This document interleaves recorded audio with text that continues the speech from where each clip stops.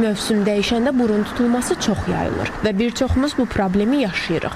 Rahat nəfəs almaq üçün burun spreylərindən istifadə edirik. Bir dəfə vurmaq kömək etsə də, çox tez-tez tətbiq etdikdə burun alışır və spreyə asıllıq yaranır. Bundan sonra proses tərsinə işləyir. Tez-tez istifadə burunu qıcıqlandırır, rahatlıq vermir və sağalmanı gecikdirir.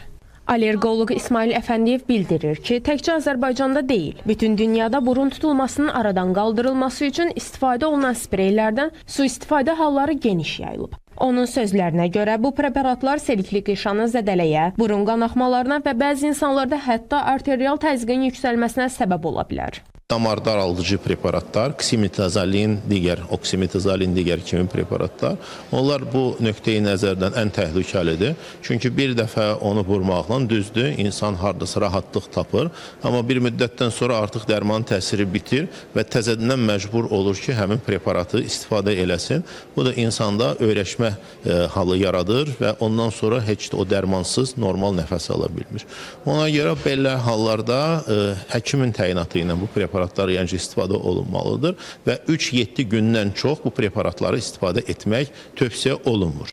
Allergoloqun sözlərinə görə bu preparatlar gündə 2 dəfədən artıq istifadə edilməməlidir. Əgər rinit diaqnozu varsa belə, müalicə müddəti adətən 7 gündən çox olmamalıdır. Mənim həkim tövsiyəm odur ki, əgər siz həkimin təyinatsız hansısa bir preparat seçmək istəyirsiniz, daha çox həmin dəniz suyu ilə və ya digər duzlarla olan preparatları seçin ki, onların mənfi təsiri olmasın. Bu müxtəlif mineral sularla onlar deməli tərkibində olan mayələrdir. Onların tərkibində dərman olmadığına görə yalnız selikli qişanı nisbətən nəmləşdirir, nəfəsinin daralığını götürür və belə hallarda daha tez burnun deməli yollarını təmizləməklə nəfəs bərpa olunur. Mütəxəssislər vurğulayır ki, burun tutulması sadə görünə bilər. Amma nəzarətsiz sprey istifadəsi uzun müddətdə xroniki problemlərə səbəb ola bilər.